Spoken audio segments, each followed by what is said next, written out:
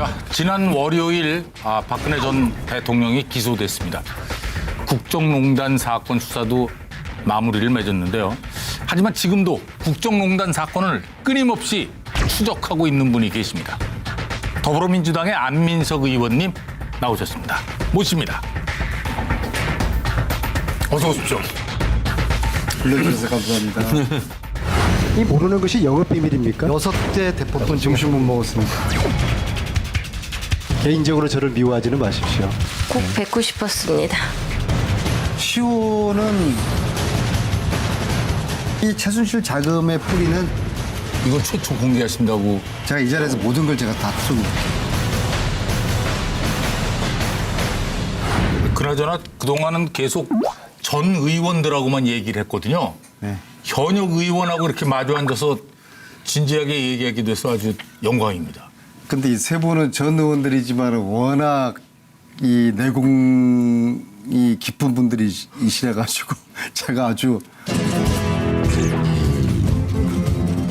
아주 긴장되고 떨려요. 그 얘기는 많이 들었습니다. 지나치게 겸손하려고 노력하시죠. 정청래 전 의원께서 안민석 의원은 내가 키운 거다. 8알 이상 내가 키운 거다. 아, 그랬습니까? 네, 내 제자나 다름없다. 뭐 이런 누가 얘기. 그런 얘기를 하던데 사실 그랬어요? 진짜 그랬어요? 예.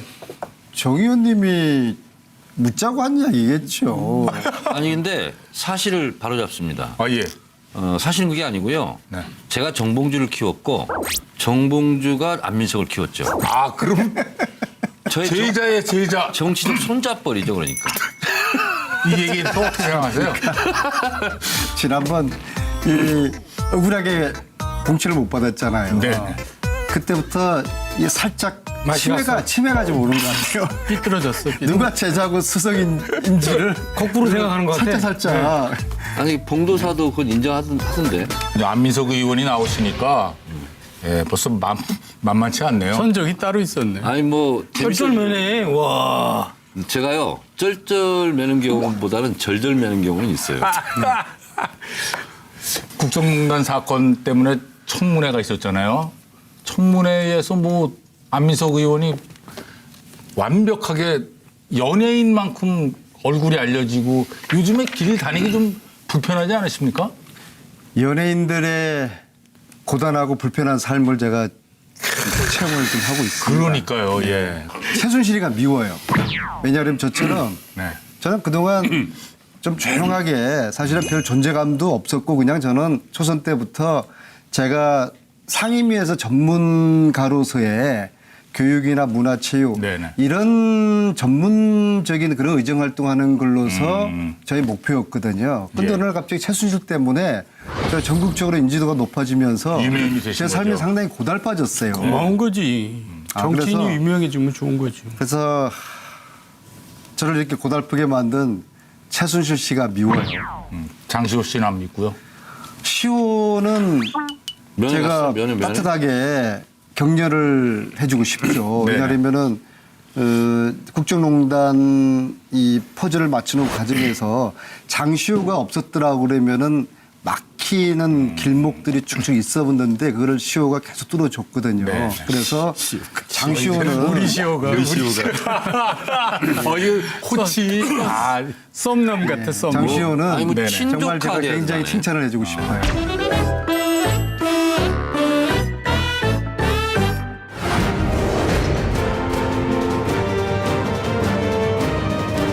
국민의 감정과는 상관없이 또 우병우 전 민정수석은 불구속 기소가 됐죠. 반면에 국정농단을 처음 고발했던 고영태 씨는 구속이 됐습니다. 고영태 씨가 검찰에 체포됐을 당시 그 상황에 대해서 좀 알고 계십니까? 참 재밌는 게요. 한 달 전에 박근혜 구속되니까 세월호가 올라왔잖아요. 그게 참 우연이었다고 보십니까? 고영태가 체포된 날이 지난주 화요일이었어요. 수요일 날 수요일 날 우병우가 네. 영장 기각이 됩니다. 이게 저는 우연이었을까? 그런 좀 의문을 가져보는 게요. 고영태는 본인이 도주할 의사가 없었다고 봅니다. 그건 제가 근거를 말씀드릴 수가 있는 게요. 수요일 날 저녁에 신부님 한 분하고 큰 스님 한 분이 저에게 고영태 그리고 노성일 네. 같이 좀 식사를 하자. 애들이 굉장히 힘들 텐데 우리가 좀 물타리가 앞으로 돼줘야 되겠다 해서 지난주 수요일 날 그 약속을 해요. 그런데 고영태 했던 이야기가 검찰 지금 준비를 하고 있으니까 수요일 날 못 나갈 수도 있다. 그 이야기를 제가 월요일 날 들었던 거예요. 노성일 통해서. 그런데 화요일 날 체포를 했단 말입니다. 그래서 수요일 날 저희들이 스님하고 신부님하고 저하고 노승일하고 최재석 씨도 같이 있었어요. 최태민 아들. 네.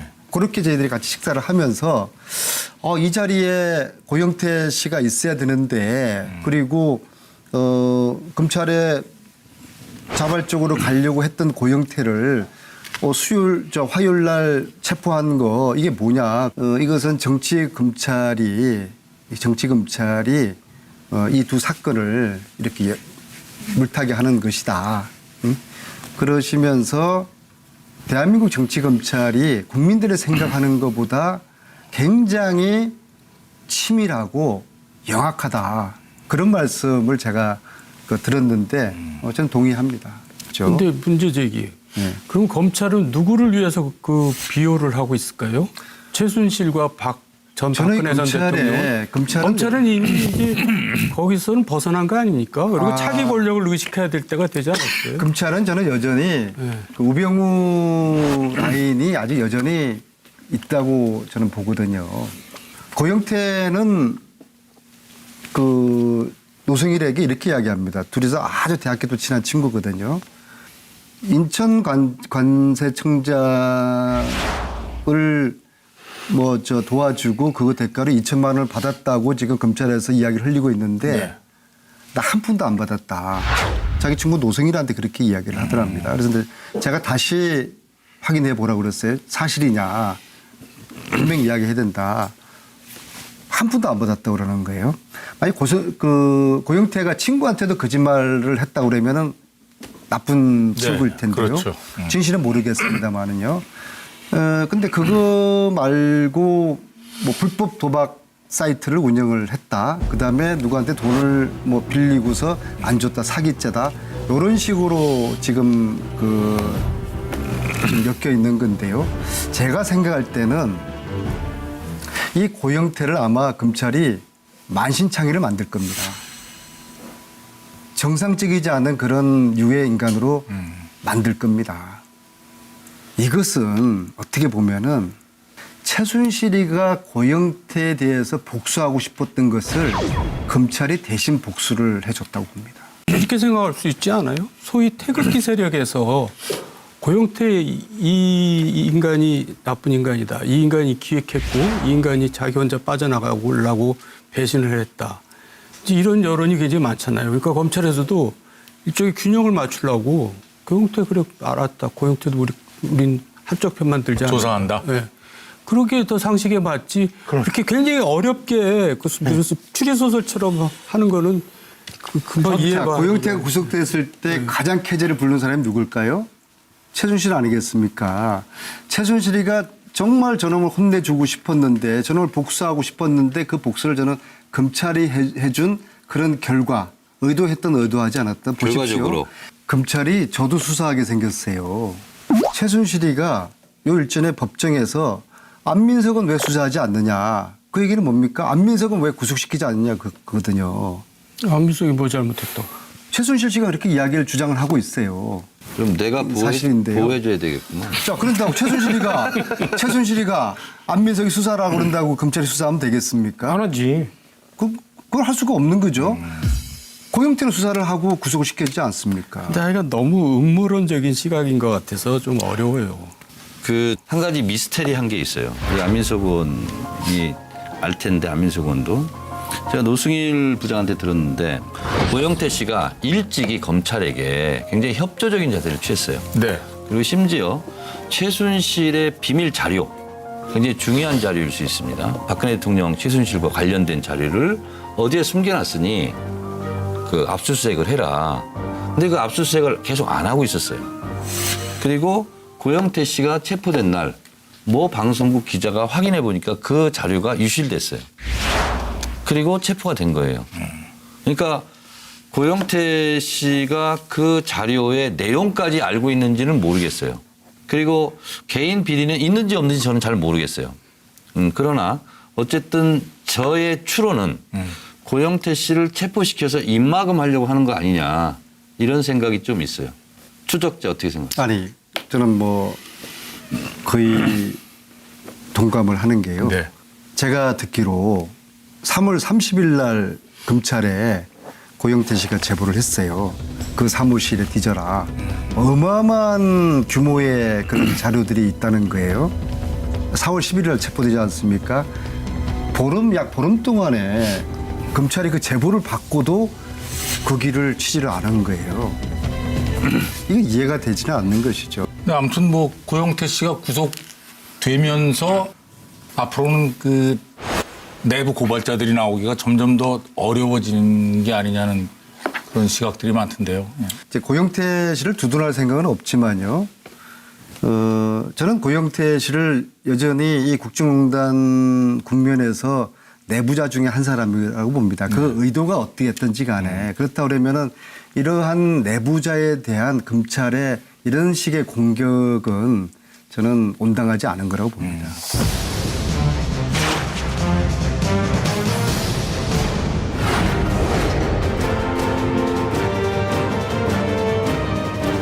안민석 의원 나오셨으니까 최순실 사태의 뭐 최초 추적자 아니겠습니까? 그래서 이 국정농단 사건을 좀 총정리해보는 그런 특별한 시간을 가져볼까 합니다. 예. 그 3년 전에 이미 안 의원께서는 최순실이라는 이름을 언급하신 거 아니에요? 뭐 어떤 계기가 있었나요?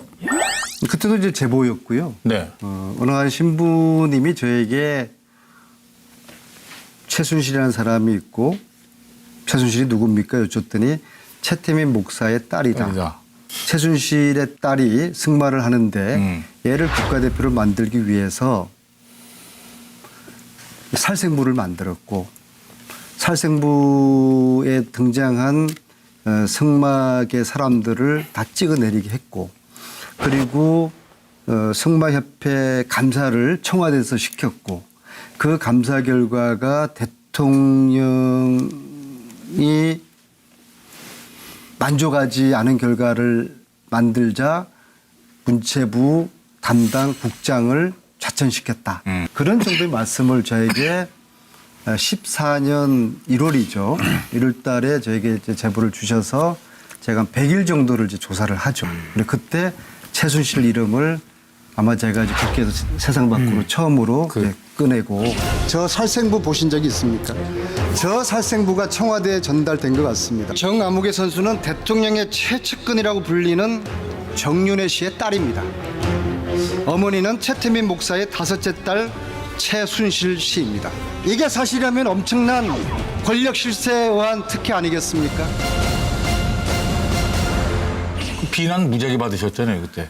그때 제가 국정농단이라는 표현을 썼어요. 네네. 이건 국정농단이다. 청와대가 일개 협회 관여하고 또 최순실 딸을 우승을 하지 않았다고 그래가지고 심판들을 경찰서에 끌고 가서 조사하고 이것은 국정농단이다. 이걸 조사를 해야 된다. 그렇게 제가 주장을 그때 사실 국정농단이라는 표현을 쓴지도 몰랐는데 지금 그 동영상 보니까 제가 그런 표현을 썼더라고요.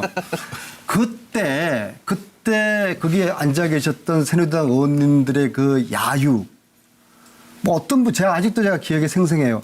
저 또라이 아니야. 그때 제가 또라이 칙을 그 사람들은 받았어요. 최순실의 존재를 알았나 보죠. 그러니까 최순실을 비호하려고 그랬나? 그게 최순실하고 박근혜 대통령하고 관계를 제가 연관을 시켜서 이야기하니까 최태민 저것은 목사도 얘기했나요?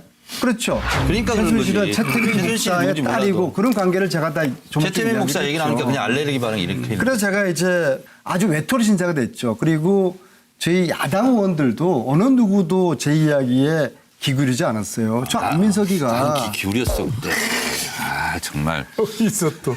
그래 그렇다 치고요. 네네. 그 2, 3일 후에 상임위가 개최됐는데 새누리당 의원님들이 저를 이제 벌떼 공격을 하거든요. 안민석 의원이 허위 사실을 폭로를 하고 어린 선수의 미래를 짓밟았고 이건 인격 살인이다. 막 자료도 막 뭐 동영상까지 보여주면서 뭐 초등학교 때부터 최고의 선수인데 어쩌려고 안민석 의원이 부모님이 누구고 밑에 어른이 누구라는 이유로 이렇게 훌륭한 선수에 대해서 음해를 하는 거 우리가 이 선수를 보호해야 된다고 생각하고 있습니다. 이 문제는 본 의원의 명예와 자존심에 관련된 문제이기 때문에 정윤혜 씨 딸 정유진이라는 선수가 사실 얼마나 훌륭한 선수인가를 좀 보십시오. 있어요. 이것이 조직적, 집단적으로 무슨 상관이 있습니까? 우리 안민석 의원님.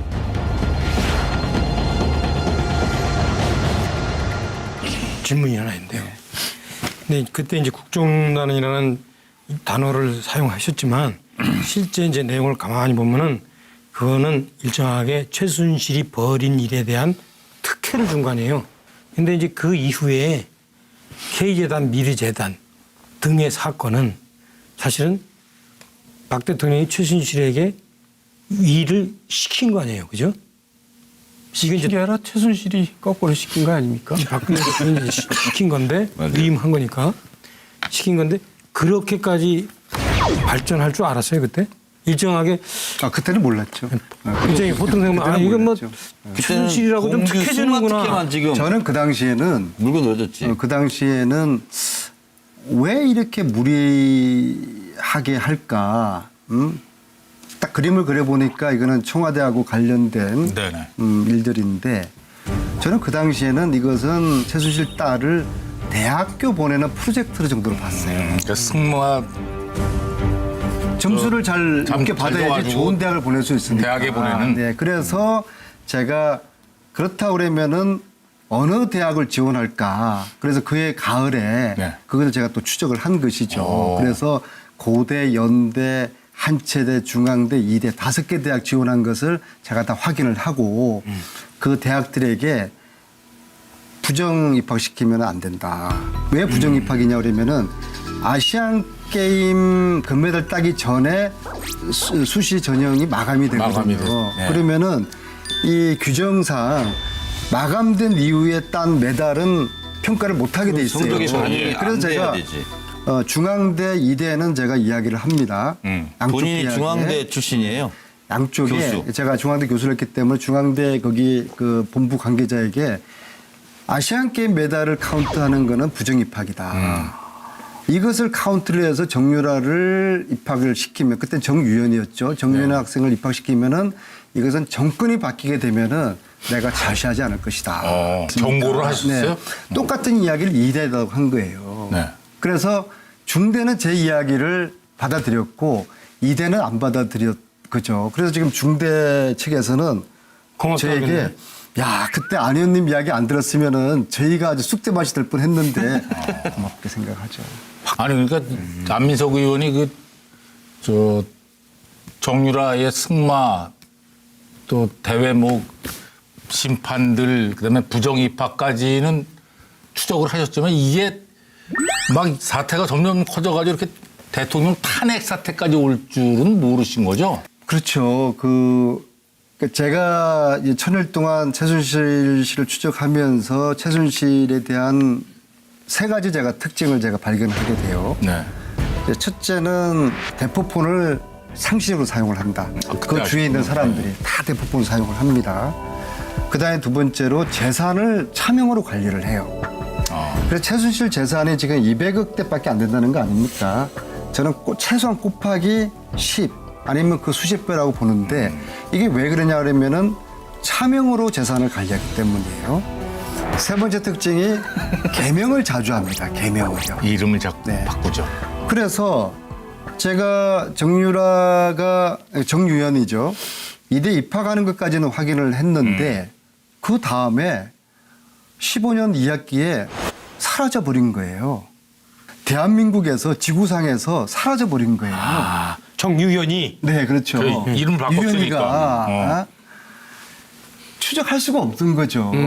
그래서 바꿔놓구나. 그래서 제가 몇 달 동안을 제가 잃어버렸어요. 놓쳤어요? 개명하게 한 원인이 여기 있었네. 추적을 하다가 사라졌어. 놓쳤어. 그러니까 참 이게 대포폰 쓰죠. 이름 자주 바꾸죠. 심지어 얼굴도 또 자주 바꿔요. 이게 추적하기가 정말. 근데 이제 이런 수법들이 제가 이제 그 최재석 씨, 최태민 아들 제가 몇 차례 만나면서 그분하고는 굉장히 그 서로가 또 그 흉금 없는 그런 사이가 됐어요. 그분하고 들은 이야기가 있고 또 그 조용래 씨라고 조순재 아들 네네. 여기 와 그분한테 들은 출연하셨어요. 이야기들 네. 하고 또 그 두 분이 한 자리에 같이 우리가 같이 만났어요. 이 모든 최순실의 이런 수법들이 돈 세탁을 포함해서 이게 최태민한테 전수를 받은 거예요. 그러니까 그 수법이 굉장히 아주 프로페셔널한 수법들이에요. 최태민도 이름 많이 바꿨지. 기획되고 의도되고 그것을 밤마다 앉혀서 가리킨답니다. 아, 방법들을. 네. 최태민이. 네, 네. 그런데요. 이게 장난이 아닌 거죠. 그래서 그러니까 이름 바꾸는 것도 이제 그런 차원인 것이죠. 그래서 제가 이제 몇 달 동안을 놓쳤구나. 놓치죠. 그래서 독일에 있을까? 저는 또 미국에 있을 거라고 생각을 했어요. 왜냐하면은 임신을 했다는 사실을 제가 알고 있었거든요. 네. 그래서 미국 국적 취득을 위해서 아기를 미국에서 낳을 것이라는 그런 제가 생각을 했어요. 그래서 근데 또 어떤 누가 이야기로 독일에 있는 것 같다는 이야기도 하고 학교는 안 다니는 것 같고 학교는 정유연이라는 이름이 없으니까는요. 그래서 몇 달을 아주 미궁에 빠지게 되는 것이죠. 그러다가 뭔가 어떤 계기가 있어서 또 다시 추적이 시작됐다면요. 이게 아주 어떤 미궁에 빠져 있는 그런 순간순간에 뭔가 신의 계시가 오는 그런 느낌이에요. 그리고 그것이 저는 신의 계시가 아니라 이 1000일 동안에 세월호 아이들이 저에게 이 길들을 많이 가르쳐 준 것 같아요. 제 지역구 이제 제가 경기도 오산인데요. 세월호 참사 이전부터 제 지역구에서는 아이들 수영 수업을 의무적으로 하고 있었어요. 우리 아이들 국영수 못한다고 죽는 거 아닌데 수영 못하면 물에 빠져 죽는 거다. 그렇죠. 일본이나 다른 선진국은 수영 교육을 필수적으로 시킨다. 시키죠. 그래서 이제 세월호 참사 때문에 교육부가 우리도 아이들 생존 수영을 해야 된다 하면서 첫 번째 모임을 서울 교대에서 회의를 하기로 했었어요. 작년 8월 말에. 근데 날씨는 덥고 일찍 온 분들이 아유 더운데 아이스크림 가게에서 아이스크림을 먹으면서 기다리자 하면서 저보고 아이스크림 가게로 오라고 하는 거예요. 거기에 한 대여섯 분들 먼저 온 분들이 아이스크림을 먹고 있는데 거기 있던 어느 한 분이 최순실이라는 사람이 이대에서 난리를 피웠대요. 최순실이가 대통령하고 뭐 관계 있다는 사람인데 의원님 최순실이가 누구예요? 그것도 이대 앞도 아니고 서울 교대 앞에서. 네.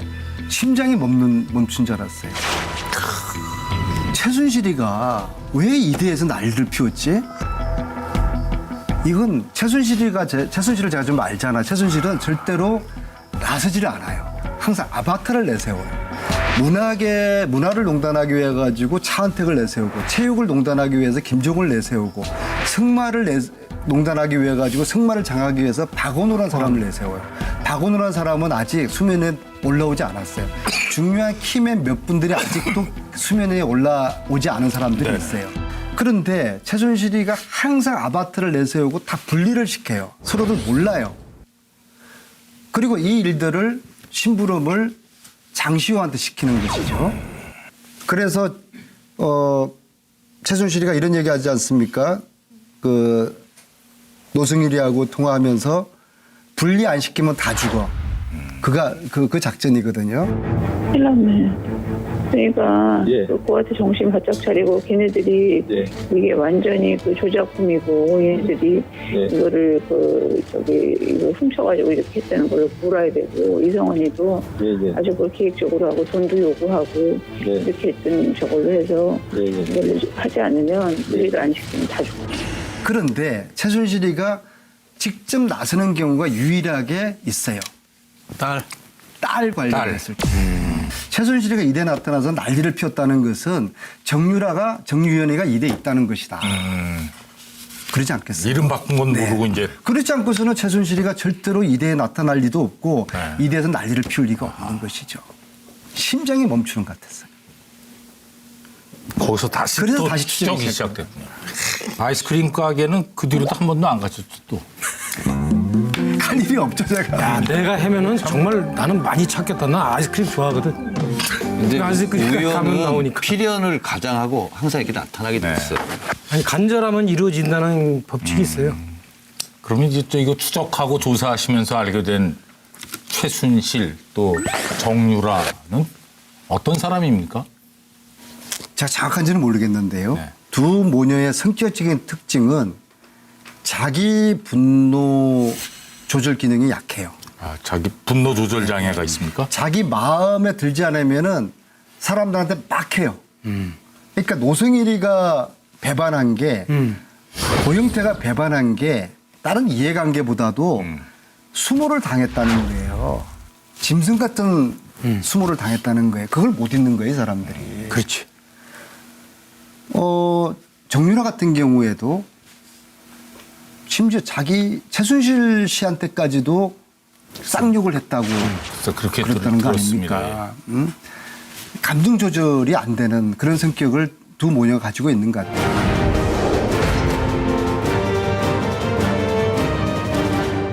그 독일에 3번 다녀오셨는데 그 마지막에 독일에 가신 거는 최순실 씨의 은닉 재산을 추적하러 가신 거 아니에요? 아니요, 3번 다 재산 때문에 갔고요. 아, 재산 때문에 세번 가신 거예요? 갔고, 이제 첫 번째는 이제 재산하고 이제 유라가 어디 있다는 제보. 네. 이제 그랬고 그때는 이제 혼자 갔고요. 두 번째, 세 번째는 그 시사인의 주준우 기자하고 또 돈 세탁 흐름을 찾는 국내 최고의 전문가가 있어요. 안원구 국장님이시라고 네. 그렇죠. 전 대구지방국세청장 하시고 이분이 국세청의 조사 사국 국장을 하셨어요. 예. 국세청 조사 사국은 돈 세탁을 찾아내는 곳이거든요. 그분 모시고 두 번째, 세 번째는 그렇게 갔죠. 아, 이거 성과가 좀 있었나요? 그래서 저는 전문가가 아니잖아요. 그죠? 네. 안원구 국장님의 말씀으로는 돈의 흐름을 다 찾아냈다. 규모도 다 찾아냈다. 그렇게 해서 저희들이 큰 그림을 만들었어요. 그래서 페이퍼 컴퍼니가 한 400개 정도. 차명 관리인들이 뭐 수백 명. 단 저희들은 수사권과 조사권이 없잖아요. 그렇죠. 공권력으로 이 조사를 해야 되는 것이죠. 그리고 한국 검찰과 독일 검찰이 공조를 해서 저희들이 지금 파악한 이 내용을 확인만 하면 되는 것이죠. 근데 지금 현행법으로는 이게 어렵습니다. 왜냐하면 이 최순실 자금의 뿌리는 저희들이 생각할 때는 40년 전 박정희 통치자금부터 시작한다고 보거든요. 그때부터 이 수사를 하기 위해서는 공소시효를 적어도 40년까지 연장하는 특별법이 필요한 거예요. 특별법 필요해요. 어렵네요. 근데 최순실이 재산을 형성하는데 알려지지 않은 조력자들이 2명 있다고. 한 분은 독일에 계신 분인데요. 이건 제가 방송에서 여러 번 그분을 거론을 했습니다. 양혜경 씨인데요. 처음 듣는데 저희? 방송에 제가 몇 차례 거론을 했습니다. 저는 이분을 만나기 위해서 제가 몇 가지 확인하고 싶은 게 있었어요. 이분하고 최순실 씨하고 관계, 이종용 씨하고 관계, 이 삼성이 독일에 돈 보내는 과정에서 이분의 역할에 대한 제가 제보를 몇 가지 받았거든요.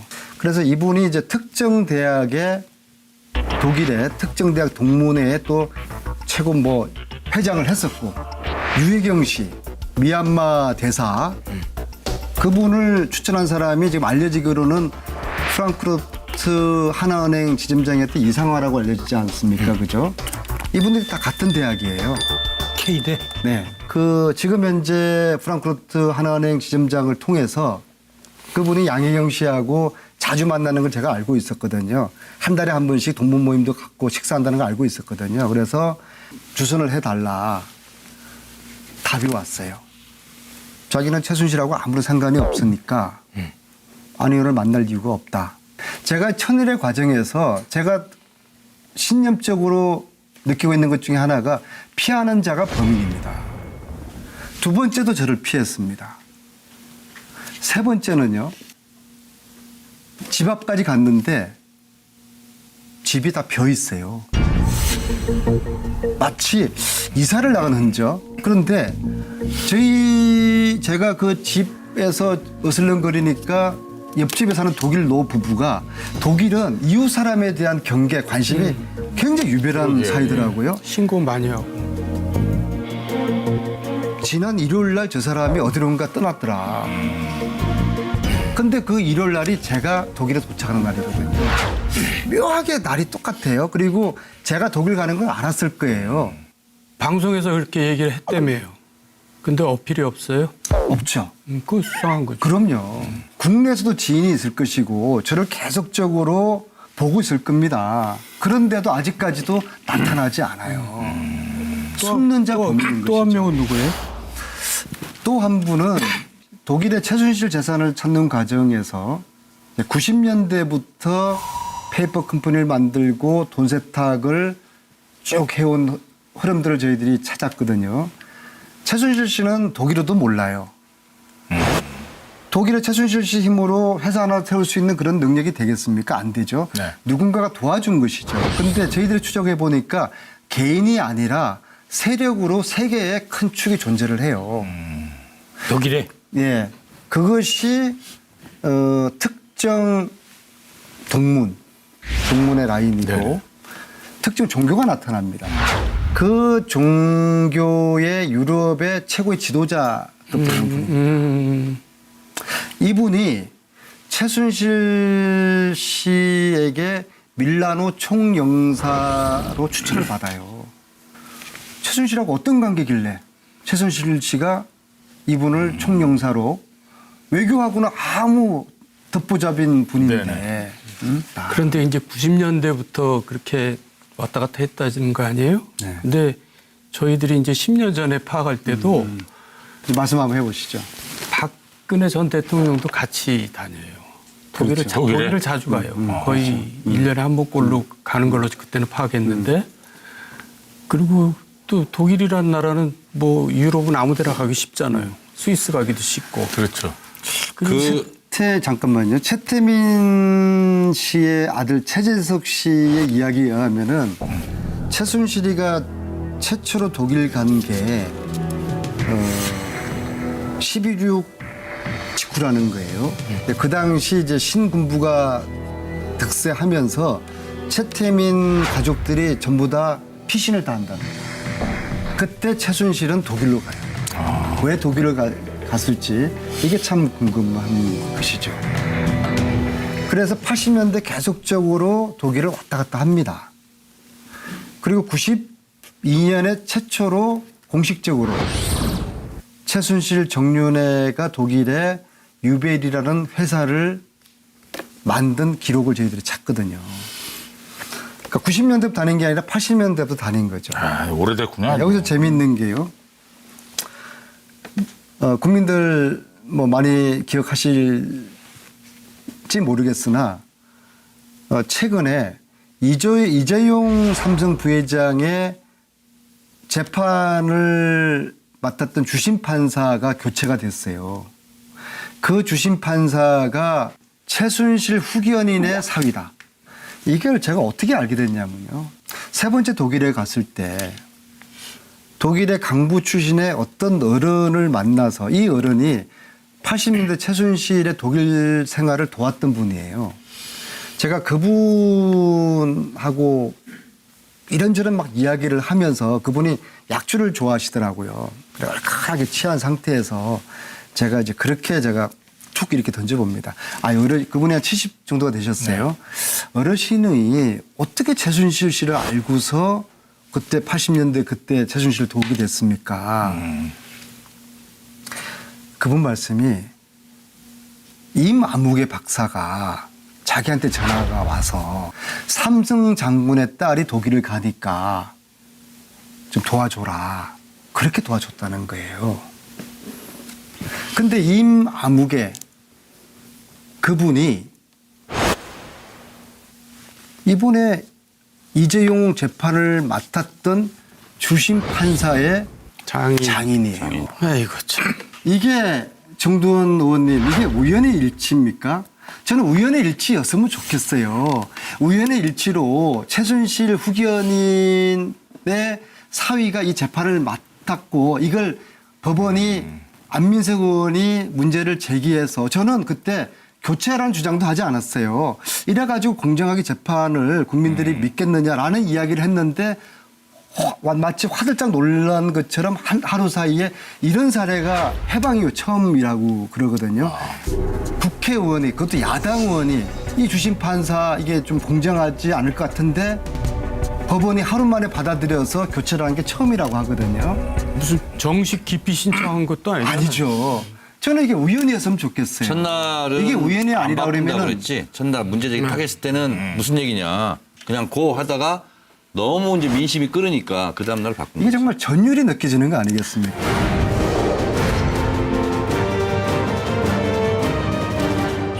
자, 아무튼 저 대부분의 수사가 종결됐지만요. 이제 마지막 남아 있는 한 조각의 퍼즐 바로 지금 덴마크에 있는 정유라 씨 아니겠습니까? 어떻게 될 것 같습니까? 이 한국으로 돌아오긴 돌아오겠죠? 그것은 최순실 씨의 의지에 달려 있는 것이죠. 뭐 저는 생각할 때 정유라는 최순실 지금 시킨 대로 하는 것이라고 보거든요. 네네. 그러니까 정유라가 가지고 있는 뭐 정보 이런 것도 중요하겠지만은 제가 아까 말씀드렸듯이 정유라가 어떤 자기 감정 조절이 그런 능력이 부족하고 특히 아직 좀 나이가 아직 젊지 않습니까? 만약에 정유라가 검찰에서 수사를 받는다는 생각을 박근혜 대통령이나 최순실 씨가 하면은 제가 지금 무슨 이야기를 할지 굉장히 불안할 거예요. 지금 버티고 있는 이 언덕이 저는 무너질 수도 있다고 생각을 하거든요. 그런 정유라를 제가 영린이라고 표현을 저는 하고 있는 거예요. 이 영린이 덴마크에서 있어야지 그렇지 않고 한국에 와서 검찰의 수사를 받고 내지는 감옥을 가고 구속된다고 하면은 이 농단 세력에 버티는 걸 계속할 수 있을까요? 어떻게든 안 들어오려. 저는 그렇게 봅니다. 그냥 어떻게 해서든. 그리고 정부의 외무부나 검찰이나 노력도 저는 소극적이었다고 보고 있습니다. 재밌는 게요. 제가 정유라를 찾으러 독일을 12월 달에 갈 때 독일 대사관과 독일 총영사관에게 이렇게 여쭙니다. 정유라가 지금 어디 있다고 보세요? 그때 저는 제보를 프랑크푸르트에 있다고 12월 달에는 그렇게 제보를 받았거든요. 네. 그분들 하시는 말씀이 웃겨요. 대사님하고 총영사님 하시는 말씀이 저희 공간에서는요. 정유라 이름 꺼내는 거는 금기입니다. 웃기잖아요.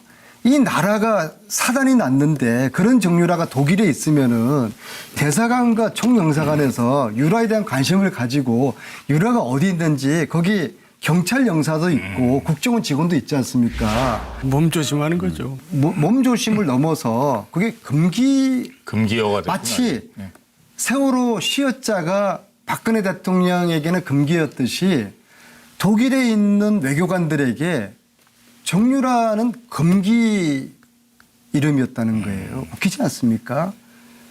외무부나 검찰이 정유라를 찾으려는 노력이 거의 없었고 지금 덴마크에 있는 정유라를 소환하려는 노력이 의지가 저는 소극적이었다 보는 거예요. 무력이 3년 동안, 그러니까 1000일 동안 탐정 뺨칠 정도로 아주 집요하게 수사를 하신 거 아니에요? 이거 정말 수사라고밖에 표현을 진짜 공을 정말 많이 들이신 거예요? 제가 한 문제를 딱 잡으면은 좀 끝장을 봐요. 성격이. 이게 집요하죠. 안민석 의원께서야 그렇다 쳐도 보좌관들도 고생 무지하게 하고 또 돈도 많이 드셨다고. 개파관 의원 만나서 정말 고생을 많이 했고요. 많은 분들이 이렇게 묻습니다. 당신 미국 가고 뭐 독일 그렇게 다니고 독일에도 3번이나 그 돈이 다녔기 어디 때문에. 있냐. 제가 이 펜에서 제가 힌트를 드리겠습니다. 이 펜을 저에게 선물 주신 분이 허재완 사장님이신데요. 제가 3번째 독일 돌아오는 비행기에서 저는 뭐 이코노미를 타고 다니니까는요. 네. 저한테 찾아와서 이분이 제가 비즈니스 좌석이니까 바꾸주고 싶대요. 저보다 나이도 어려요. 그래서 아유 뭐 괜찮습니다. 근데 정말 자기 원이니까 좀 들어달래요. 12시간을 제가 편안하게 비즈니스석에서 제가 앉아옵니다. 와우. 이런 분들의 도움이 있었죠. 독일 가면요. 독일 가면 저는 이제 최순실의 흔적을 찾기 위해서 최순실 다녔던 한국 식당에서 밥을 먹거든요. 그러면은 교민들이 저를 알아보고서 유학생들이 저를 알아보고서 밥값을 다 내고 가요. 저희 일행. 그리고 호텔비를 호텔 체크아웃 하려고 하는데 누가 내셨대요? 계산 다 돼 있는 거예요. 누군지도 몰라요. 최순실 아니요? 이런 분들의 이런 정말 감사한 분들의 빨리 가라고. 그런 저 도움으로 이건 뭐 돈이 있고 없고의 문제가 네, 아니죠. 아니 더 하고 싶은 일이 할 일이 더 있다고 생각하시고 남았다고 생각하십니까? 이거 계속 뭔가 더 해야 되겠다. 국정농단 과정에서 키맨들이 아직 구속되지 않거나 드러나지 않았어요. 아직도 드러내지 않은. 예를 들면은 정윤회 씨 있잖아요. 이 사람은 최순실과 박근혜, 최순실과 최태민 이 관계를 80년대부터 지금까지 거의 40년 동안 알고 있는 사람이에요. 그리고 국정농단의 실체도 이 분은 상당히 알고 있을 거라고 봅니다. 그리고 세월호 7시간 관련한 이런 진실 이거 그대로 묻어둘 겁니까? 제가 생각할 때는 세월호 진실을 알고 있는 사람이 한 10대 명 정도가 돼요. 최소한. 네. 거기는 이영선도 있고 윤전추도 있고 김기춘도 알 거라고 보고요. 이 진실을 알고 있는 사람들이 있는데 이 사람들 살아 있는데 이걸 그대로 역사 속에 그냥 숨을 시킵니까? 끝나지 않은 전쟁인 것이죠. 아무튼 오늘 저 안민석 의원 나와주셔서 정말 감사드리고요. 뭐 우리가 몰랐던 얘기들 참 많이 들었죠. 수고했어요. 고맙습니다. 했었어요. 네, 감사합니다. 네, 아유 감사합니다. 이런 식의 공격은 저는 온당하지 않은 거라고 봅니다.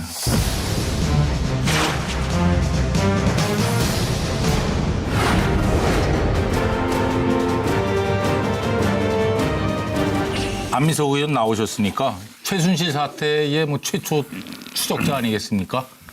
그래서 이 국정농단 사건을 좀 총정리해보는 그런 특별한 시간을 가져볼까 합니다. 예. 그 3년 전에 이미 안 의원께서는 최순실이라는 이름을 언급하신 거 아니에요? 뭐 어떤 계기가 있었나요?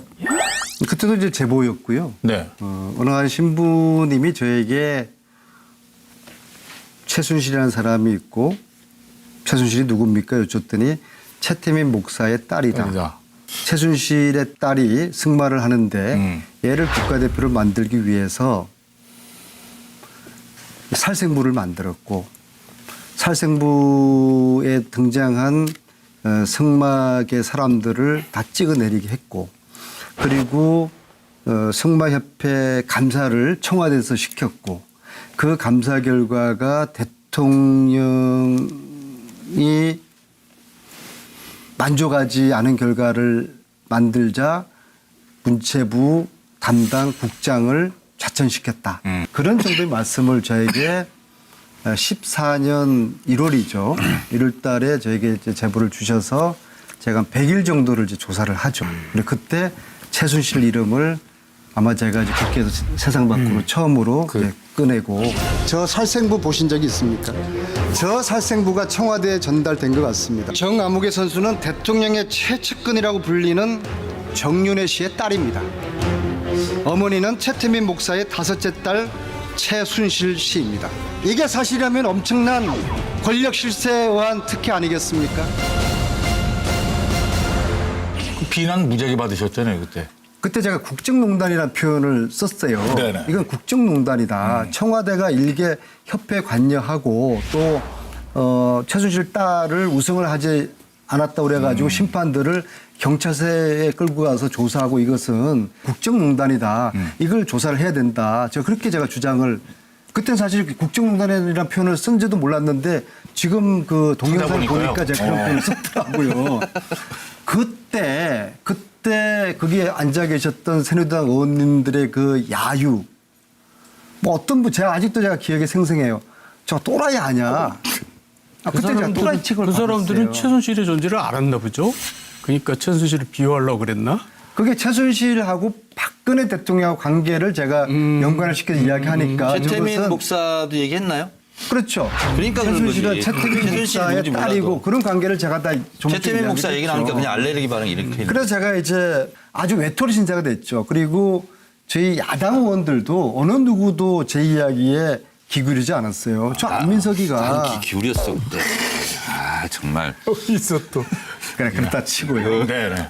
그 2, 3일 후에 상임위가 개최됐는데 새누리당 의원님들이 저를 이제 벌떼 공격을 하거든요. 안민석 의원이 허위 사실을 폭로를 하고 어린 선수의 미래를 짓밟았고 이건 인격 살인이다. 막 자료도 막 동영상까지 보여주면서 뭐 초등학교 때부터 최고의 선수인데 어쩌려고 안민석 의원이 부모님이 누구고 밑에 어른이 누구라는 이유로 이렇게 훌륭한 선수에 대해서 음해를 하는 거 우리가 이 선수를 보호해야 된다고 생각하고 있습니다. 이 문제는 본의원에 코치. 썸남 같아 썸남. 장시호는 아니, 뭐 정말 친족하게 제가 굉장히 하잖아요. 칭찬을 해주고 싶어요.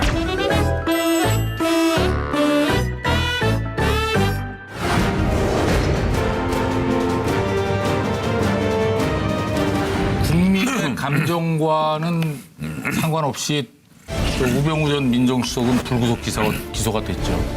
반면에 국정농단을 처음 고발했던 고영태 씨는 구속이 됐습니다.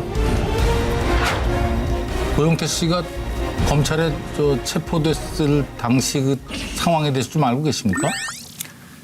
참 재밌는 게요. 한 달 전에 박근혜 구속되니까 세월호가 올라왔잖아요. 그게 참 우연이었다고 보십니까? 고영태가 체포된 날이 지난주 화요일이었어요. 수요일 날 우병우가 영장이 기각이 됩니다. 이게 저는 우연이었을까? 그런 좀 의문을 가져보는 게요. 고영태는 본인이 도주할 의사가 없었다고 봅니다. 그건 제가 근거를 말씀드릴 수가 있는 게요.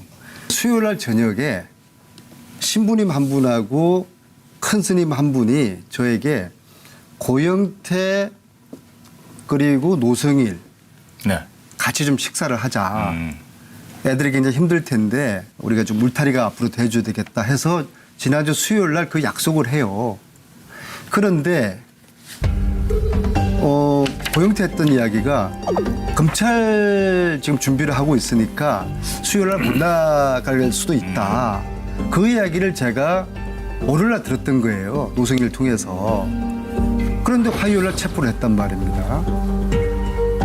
그래서 수요일 날 저희들이 스님하고 신부님하고 저하고 노승일하고 최재석 씨도 같이 있었어요. 최태민 아들. 네.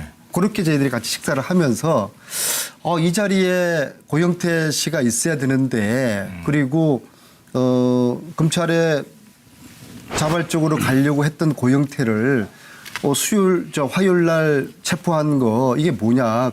이것은 정치 검찰이 이 두 사건을 이렇게 물타기 하는 것이다. 응? 그러시면서 대한민국 정치 검찰이 국민들의 생각하는 것보다 굉장히 치밀하고 영악하다. 그런 말씀을 제가 들었는데 저는 동의합니다. 그런데 문제 제기. 네. 그럼 검찰은 누구를 위해서 그 비호를 하고 있을까요? 최순실과 전 저는 박근혜 전 대통령. 검찰은 이미 이제 거기서는 벗어난 거 아닙니까? 그리고 차기 권력을 의식해야 될 때가 되지 않았어요? 검찰은 저는 여전히 그 우병우 라인이 아직 여전히 있다고 저는 보거든요. 고영태는 그 노승일에게 이렇게 이야기합니다. 둘이서 아주 대학교 때 친한 친구거든요. 인천 관세청장을 뭐 저 도와주고 그거 대가로 2천만 원을 받았다고 지금 검찰에서 이야기를 흘리고 있는데 네. 나 한 푼도 안 받았다. 자기 친구 노승일한테 그렇게 이야기를 하더랍니다. 그래서 근데 제가 다시 확인해 보라고 그랬어요. 사실이냐. 분명히 이야기해야 된다. 한 푼도 안 받았다고 그러는 거예요. 만약 고영태가 친구한테도 거짓말을 했다고 그러면은 나쁜 네, 친구일 텐데요. 그렇죠. 진실은 모르겠습니다만은요. 근데 그거 말고 뭐 불법 도박 사이트를 운영을 했다. 그 다음에 자, 지난 월요일 박근혜 전 대통령이 기소됐습니다. 국정농단 사건 수사도 마무리를 맺었는데요. 하지만 지금도 국정농단 사건을 끊임없이 추적하고 있는 분이 계십니다. 더불어민주당의 안민석 의원님 나오셨습니다. 모십니다. 어서 오십시오. 불러주셔서 감사합니다. 이 모르는 것이 영업 비밀입니까? 6대 대법원 점심 못 먹었습니다. 개인적으로 저를 미워하지는 마십시오. 꼭 뵙고 싶었습니다. 시호는 이 최순실 자금의 뿌리는 이걸 최초 공개하신다고. 제가 이 자리에서 모든 걸 제가 다 풀고 그나저나 그동안은 계속 전 의원들하고만 얘기를 했거든요. 네. 현역 의원하고 이렇게 마주 앉아서 진지하게 얘기하게 돼서 아주 영광입니다. 근데 이 세 분은 전 의원들이지만 워낙 이 내공이 깊은 분들이시래가지고 제가 아주 아니 근데 아주 긴장되고 떨려요. 그 얘기는 많이 들었습니다. 지나치게 겸손하려고 노력하시죠. 정청래 전 의원께서 안민석 의원은 내가 키운 거다. 8알 이상 내가 키운 거다. 아, 그랬습니까? 네, 내 제자나 다름없다. 뭐 이런 누가 얘기. 그런 얘기를 하던데 사실 그랬어요? 진짜 그랬어요? 예. 정 의원님이 묻자고 한 이야기겠죠. 아니 근데 사실을 바로잡습니다. 아 예. 사실은 그게 아니고요. 네. 제가 정봉주를 키웠고 정봉주가 안민석을 키웠죠. 아 그럼 저의 제자의 제자. 정치적 손잡벌이죠, 그러니까. 이 얘기는 또 어떻게 생각하세요? 지난번 이 억울하게 공치를 못 받았잖아요. 네. 그때부터 이 살짝 갔어. 치매가 좀 오는 것 같아요. 삐뚤어졌어. 누가 제자고 수석인지를 거꾸로 생각하는 것 같아. 살짝. 아니 봉도사도 그건 인정하던데. 이제 안민석 의원이 나오시니까 예, 벌써 만만치 않네요. 선적이 따로 있었네. 아니 뭐 쩔쩔매네. 와. 제가요 쩔쩔 매는 경우보다는 절절 매는 경우는 있어요. 국정농단 사건 때문에 청문회가 있었잖아요. 청문회에서 뭐 안민석 의원이 완벽하게 연예인만큼 얼굴이 알려지고 요즘에 길 다니기 좀 불편하지 않으십니까? 연예인들의 고단하고 불편한 삶을 제가 체험을 좀 하고 있습니다. 그러니까요. 예. 최순실이가 미워요. 왜냐하면 저처럼 네. 저는 그동안 좀 조용하게 사실은 별 존재감도 없었고 그냥 저는 초선 때부터 제가 상임위에서 전문가로서의 교육이나 문화체육 네네. 이런 전문적인 그런 의정 활동하는 걸로서 저희 목표였거든요. 근데 예. 어느 날 갑자기 최순실 때문에 제가 전국적으로 인지도가 높아지면서 유명인이 되신 제 삶이 거죠. 상당히 고달파졌어요. 고마운 거지. 정치인이 그래서- 유명해지면 좋은 거지. 그래서 저를 이렇게 고달프게 만든 최순실 씨가 미워요. 장시호 씨는 안 믿고요. 시호는 제가 면회. 따뜻하게 격려를 해주고 싶죠. 네. 왜냐하면은 국정농단 이 퍼즐을 맞추는 과정에서 장시호가 없었더라고 그러면은 막히는 길목들이 쭉쭉 있었는데 그거를 시호가 계속 뚫어줬거든요. 네. 그래서 장시호는 우리 시호가. 근데 돈을 뭐 빌리고서 안 줬다 사기죄다 이런 식으로 지금 지금 엮여 있는 건데요. 제가 생각할 때는 이 고영태를 아마 검찰이 만신창이를 만들 겁니다. 정상적이지 않은 그런 유해 인간으로 만들 겁니다. 이것은 어떻게 보면은 최순실이가 고영태에 대해서 복수하고 싶었던 것을 검찰이 대신 복수를 해줬다고 봅니다. 이렇게 생각할 수 있지 않아요? 소위 태극기 세력에서 고영태 이 인간이 나쁜 인간이다. 이 인간이 기획했고 이 인간이 자기 혼자 빠져나가려고 배신을 했다. 이제 이런 여론이 굉장히 많잖아요. 그러니까 검찰에서도 일종의 균형을 맞추려고 고영태 그래 알았다. 고영태도 우린 한쪽 편만 들지 않아. 조사한다. 네. 그러게 더 상식에 맞지. 그렇게 굉장히 어렵게 그래서 추리소설처럼 하는 거는 금방 이해가. 고영태가 구속됐을 때 가장 캐제를 부른 사람이 누굴까요? 최순실 아니겠습니까? 최순실이가 정말 저놈을 혼내주고 싶었는데 저놈을 복수하고 싶었는데 그 복수를 저는 검찰이 해준 그런 결과 의도했던 의도하지 않았던 보십시오. 결과적으로. 검찰이 저도 수사하게 생겼어요. 최순실이가 요 일전에 법정에서 안민석은 왜 수사하지 않느냐. 그 얘기는 뭡니까? 안민석은 왜 구속시키지 않느냐 그거거든요. 안민석이 뭐 잘못했다. 최순실 씨가 그렇게 이야기를 주장을 하고 있어요. 그럼 내가 사실인데요. 보호해줘야 되겠구만. 자, 그런다고 최순실이가 안민석이 수사라고 그런다고 검찰이 수사하면 되겠습니까? 안 하지. 그걸 할 수가 없는 거죠.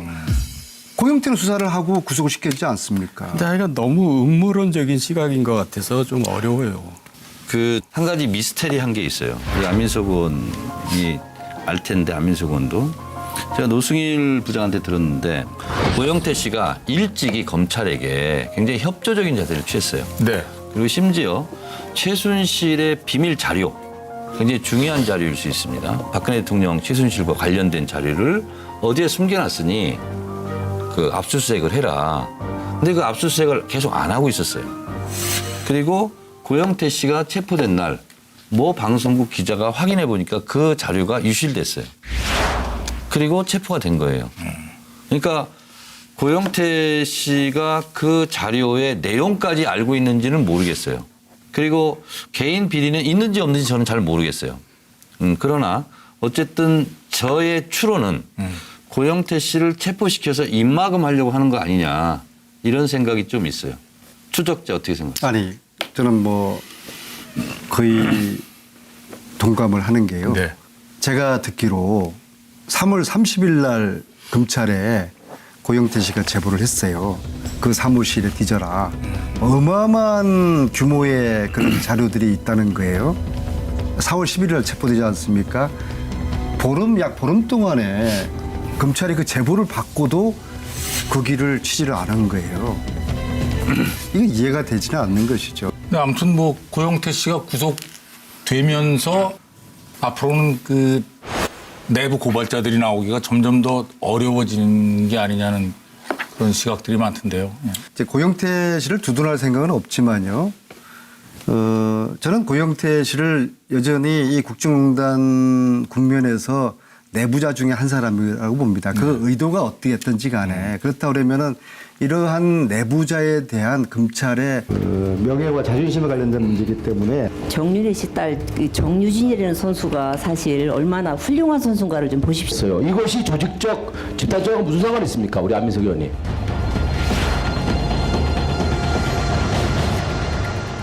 질문이 하나 있는데요.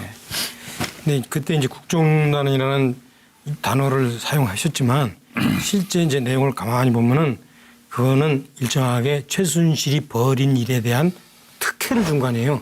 근데 이제 그 이후에 K재단, 미르재단 등의 사건은 사실은 박 대통령이 최순실에게 일을 시킨 거 아니에요. 그죠? 이게 아니라 최순실이 거꾸로 시킨 거 아닙니까? 박근혜 대통령이 시킨 건데 위임한 거니까 시킨 건데 그렇게까지 발전할 줄 알았어요 그때? 일정하게 그때는 몰랐죠. 일정이 보통 생각하면 이건 뭐 최순실이라고 좀 특혜주는구나. 지금 저는 그 당시에는 물고 늘어졌지. 그 당시에는 왜 이렇게 무리하게 할까? 딱 그림을 그려보니까 이거는 청와대하고 관련된 일들인데 저는 그 당시에는 이것은 최순실 딸을 대학교 보내는 프로젝트 정도로 봤어요. 그러니까 승마 점수를 잘 높게 받아야지 줘가지고 좋은 대학을 보낼 수 있으니까. 대학에 보내는. 네, 그래서 제가 그렇다 그러면은 어느 대학을 지원할까. 그래서 그해 가을에 그것을 제가 또 추적을 한 것이죠. 그래서 고대, 연대, 한체대, 중앙대, 이대 5개 대학 지원한 것을 제가 다 확인을 하고 그 대학들에게 부정 입학시키면 안 된다. 왜 부정 입학이냐 그러면은 아시안 게임 금메달 따기 전에 수시 전형이 마감이 되거든요. 네. 그러면은 이 규정상 마감된 이후에 딴 메달은 평가를 못 하게 돼 있어요. 성적이 반영이 그래서 안 제가 돼야 되지. 중앙대, 이대는 제가 이야기를 합니다. 양쪽 본인이 대학에. 중앙대 출신이에요. 양쪽에 교수. 제가 중앙대 교수를 했기 때문에 중앙대 거기 그 본부 관계자에게 아시안 게임 메달을 카운트하는 거는 부정 입학이다. 이것을 카운트를 해서 정유라를 입학을 시키면 그때 정유연이었죠. 정유연 학생을 입학시키면은 이것은 정권이 바뀌게 되면은 내가 자시하지 않을 것이다. 경고를 하셨어요? 네. 똑같은 이야기를 이대에다가 한 거예요. 네.